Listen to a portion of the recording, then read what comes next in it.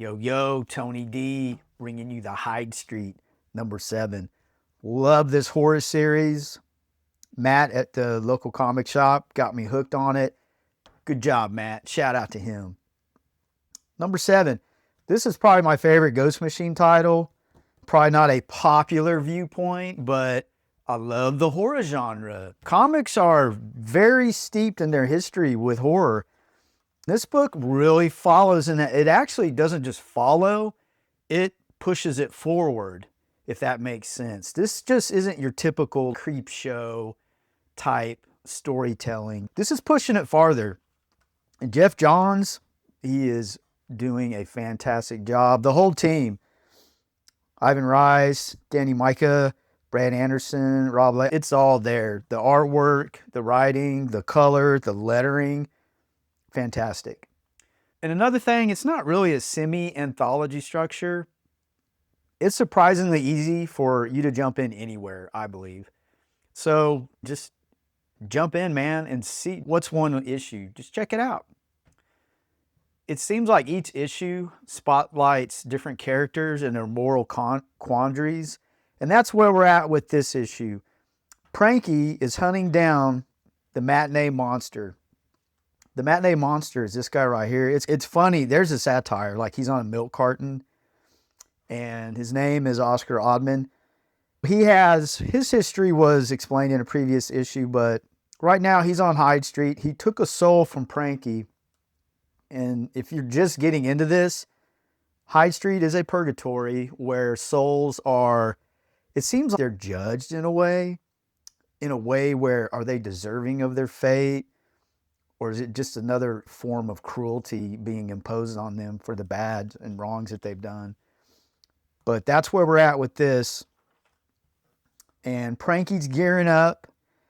And it's always entertaining when they show him where he has a demonic side to him, which is really, it's a fantastic twist where it really is twisted innocence. It's just warped into something monstrous. But he's almost a hero where, and you'll see later on in here, where he does not like people that have hurt children, which you gotta like him for that. What are you gonna do? To fight a monster, he needs to be a monster.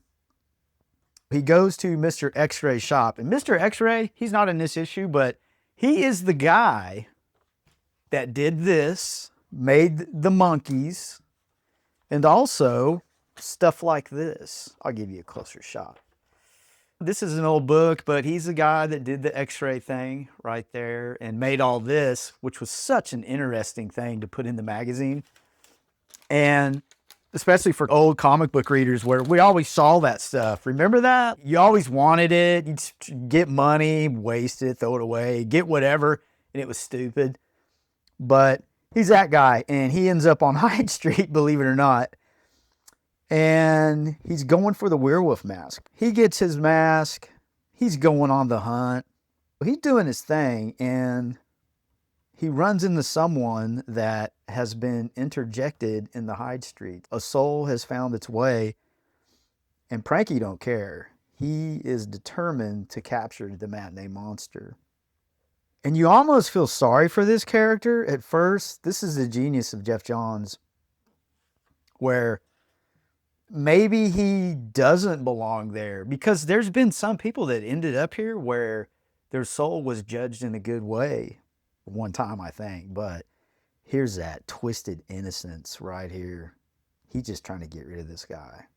He takes off hunting for the matinee monster. And the guy, of course, it's a purgatory. He comes back.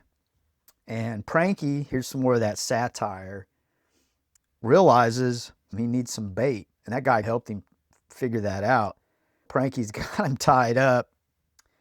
And here comes the matinee monster, Oscar Oddman. These characters are all, that's a beautiful shot. That is some visually striking art. It's very fantastic. Nice splash page. And Geoff Johns, really, you got to read this. The writing is on point. So the Matinee Monster is actually, he doesn't even care about collecting souls. He's just about saving the souls if he can. So they go at it, and he has some magical little things that he was getting out of the cereal boxes. The magical part of this is really mysterious too, but it just ratchets it up, the mystery of it even more. The little toys that came out of the cereal. Oh, that's another childhood thing, is getting the prize out of the cereal. He's pitting them against the Matinee Monster.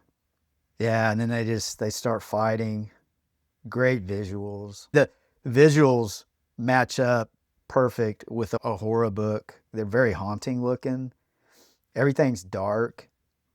That's great stuff. You get lost in it. Pranky, this guy's trying to get away, and we don't know much about that guy. Right now, he's just an innocent guy. They do a great job of covering that up. Every issue I've read where somebody ends up on Hyde Street, the very beginning, you think they're normal, innocent. It's very clever. Now, another great shot. They have the splash pages in this are freaking awesome. I think that's the third one. But look at that. Pranky. Looks good as a little werewolf. They start fighting it out. They have these moral quandaries between each other.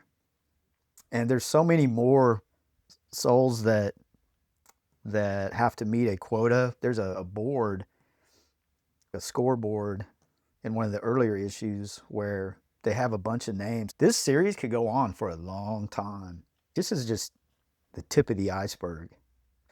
Oh, and this is where you find out Pranky gets thrown into this, looks like a windmill, and there's bodies, and he starts figuring it out. He has this sense of what the person has done, and he figures out that guy he's put these bodies here, and they're children. Pranky's switching gears. The guy is worthy of Pranky's time. And he even mentions to the Matinee Monster, maybe you can't see it the way I do, but it's all around us. You smell that? And he's dead kids in shallow graves. Now the Matinee Monster turns here. Yeah, this guy is worthy of judgment, to be delivered out of purgatory to hell. And Pranky even mentions he can smell the fear of the victims. There's a psychic, like magical aura around Pranky. He's really like the strongest one so far out of all of them. And he doesn't want to leave. That's what's funny. He's met his quota, but he wants to stay. And I think we're getting glimpses of why that is. And he talks about how when he was a kid, that he never had a chance as a kid either. He talks about how he's a survivor, and how other kids, when they survive trauma like that you can turn into a monster. It's very interesting. Very thought-provoking too. And he tells the Matinee Monster he never wanted to be a monster, but he's a survivor. And it gets even worse. And this guy gets desserts.